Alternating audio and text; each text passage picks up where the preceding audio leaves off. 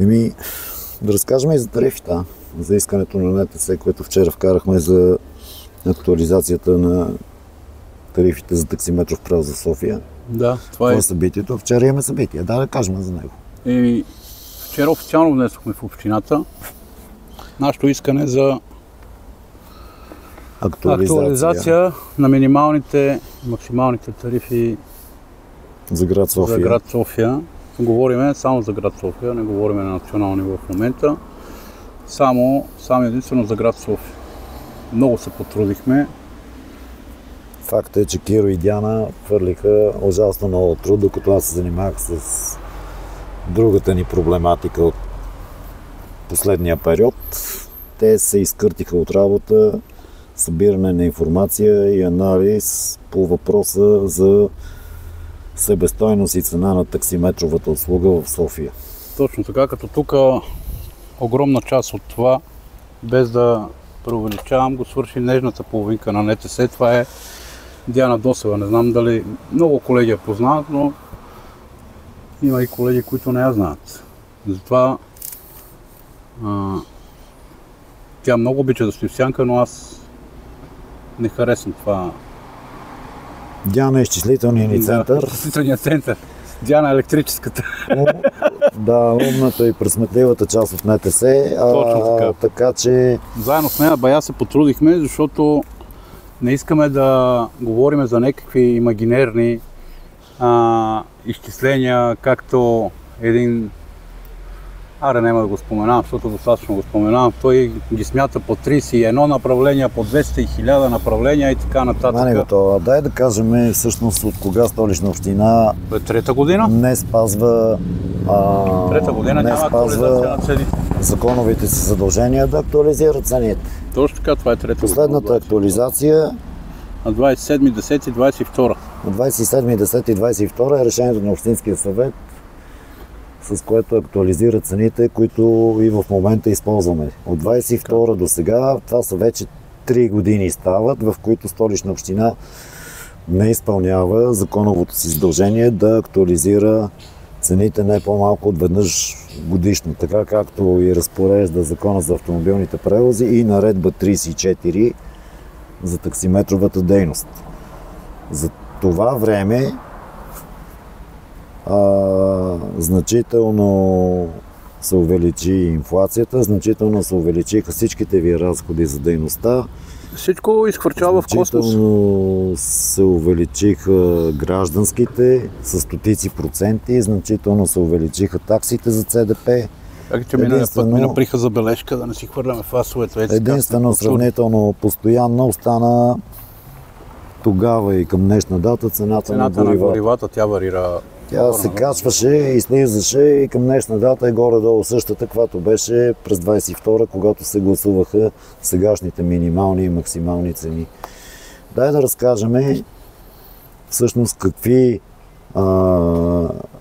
разходи залагате в тия изчисления. Всъщност ние разходите винаги сме ги залагали, слагам биноклите. Разходите винаги са ни почивали на точно определени процентни, които ние смятаме за релевантни, така се каже. Разходни пера. Казвам го така, като основополагащото за нас винаги е било цената на човешкия труд. Какво се случва с цената на човешкия труд от 2022 до днес, накратко?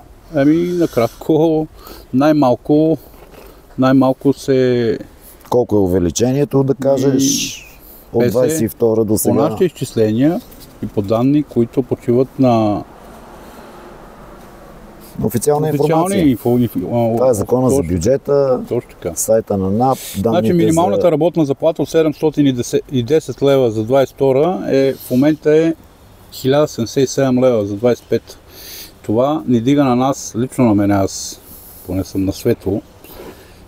Увеличението на осигурителните вноски върху минималната работна заплата е 52% увеличение. В момента е 337 лева, а 22 е било 222 лева. Тоест, тези колеги, които гледат да бъдат изрядни, само по това перо имат 52% увеличение в разходната част, а ние се базираме в нашите изчисления на колегите, които гледат да бъдат изрядни. Разбира се, точно върху това. този разход ти влиза в разходите, които ти правиш за дейността, т.е. за себестойността. Това ми е ежемесечно плащане. Твоята себестойност. Това ти е непрекъснат. Не само това, между 30 и 50% е увеличен разхода за ремонт и поддръжка на автомобилите спрямо 22-а. Амортизационните разходи пряко се влияят от силно повишените цени за покупка на нов автомобил. Колко са ти увеличени цените за покупка на новите автомобили и на автомобилите втора употреба от 22 до сега? 40%. Откъде взимаме тази информация? Като това говориме консервативни. Има коли, които цените им изхвърчаха в космоса. Точно така. Ние се базираме на няколко най-популярни модела в такситата. Да, това са Kia Ceed, Volkswagen Caddy, Golf, Kia K5 и Hyundai. Взимаме информация по ценовите оферти от представителите на тези коли за България, както и от дилърите на автомобили втора употреба и стигаме до колко процент увеличение в цената на нови втора употреба коли от 22 до сега? Точно, за да го цитирам точно е... 40% видях на първия лист. Това са ни... Това е 40%, точно така, 40%. Като тук, особено за поддръжката и за най-елементарна поддръжка тук сме включвали. Не да кажеш да правиш двигател или нещо. Говориме ходова част, смяна масла, филтри, нещо, което се прави регулярно и е вид консуматив при нас. Точно така. Окей. Друго, какво вкарвате в тези изчисления? Вкарваме в това. Имаме 15% са останалите разходи за дейността. Това са вече ЦДП-та.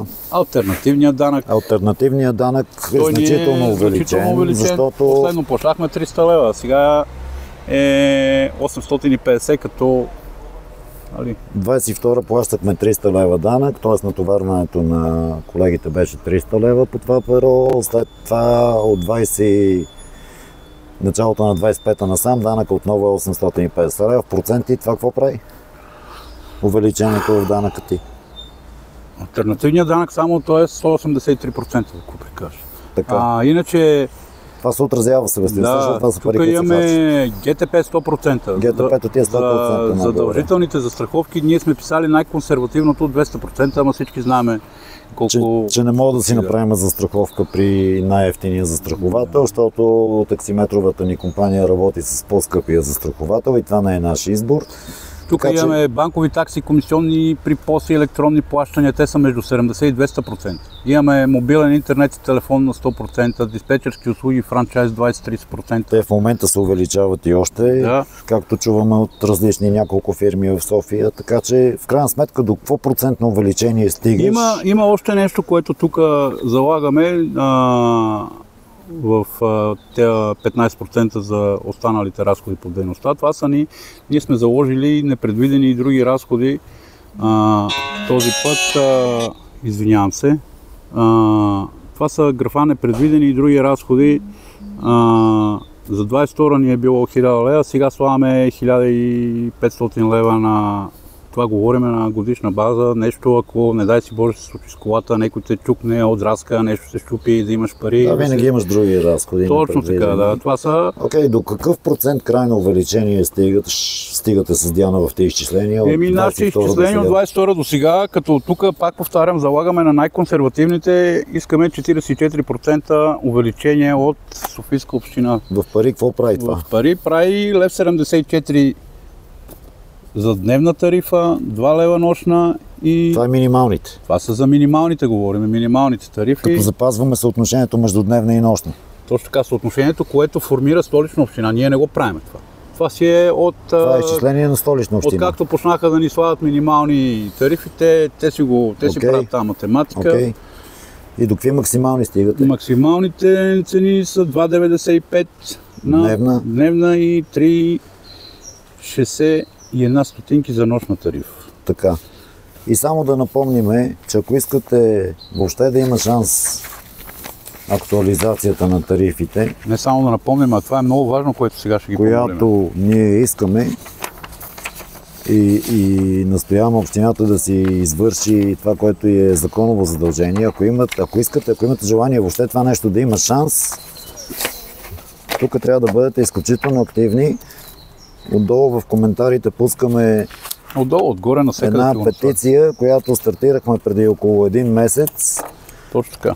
Целта на тази петиция е вашата подкрепа за това искане за актуализация, за да не се случи същото, което се случи миналата година. Ние пускаме искане за актуализация и изведнъж в транспортна комисия се появява Кирил Ризов и казва: аз съм представител на всичките таксиметрови шофьори, говоря от тяхно име и ние не искаме актуализация. За да не се случи това нещо отново. Много е важно това нещо. Много е важно да подкрепите тази петиция.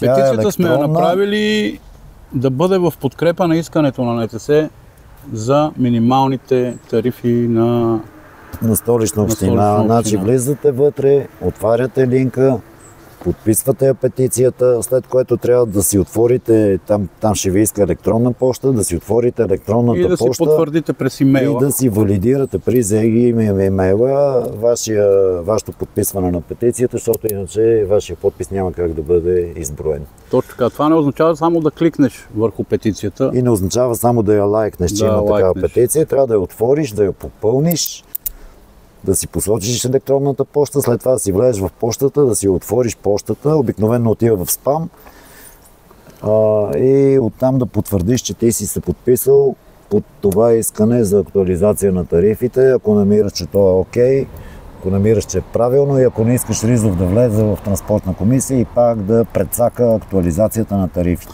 Да, защото той навсякъде отива и казва така: аз ви представлявам. След като той ви представлява, а вие стоите безучастни. В момента Ризов се е приготвил да иска около 20% увеличение, което в пари прави около 1,40 дневна и около 1,60 и нещо нощна. Смятаме, че това не отразява правилно разходите ви и затова сме внесли нашето искане. Имаме инфо, че Ризов готви искане, твърдейки, че всичките превозвачи и всичките шофьори искат 20% увеличение. Ние не мислиме, че това е така, защото според нас най-консервативното, което искаме в момента от Столична община, е приемането на тези тарифи лев 74. И сме сигурни, абсолютно сме сигурни, че Ризов не е дошъл да ви пита какви са ви разходите и няма анализ на разходната част, т.е. дълбочен анализ, който Киро и Диана правиха през последните дни и седмици. Не оставайте безучастни към това, защото е много сериозно. Петицията ще се опитаме да пуснем и като отделна публикация, и като коментари.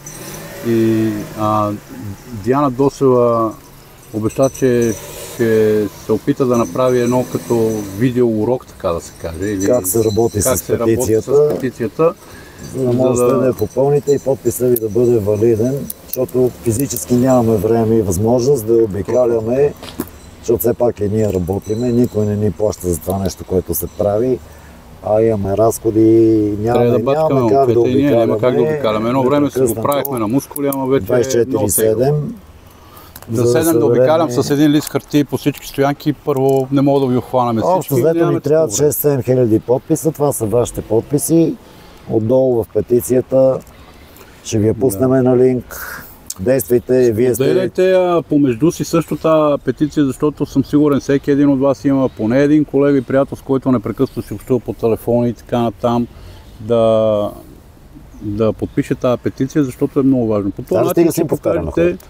Ама то не има ли го повтаряш, няма да им се набие в главите. Те не са глупави, ти си им повтарял. Подпишете петицията, е там отдолу в коментарите. Добре. Чао! Айде, чао, бъдете здрави!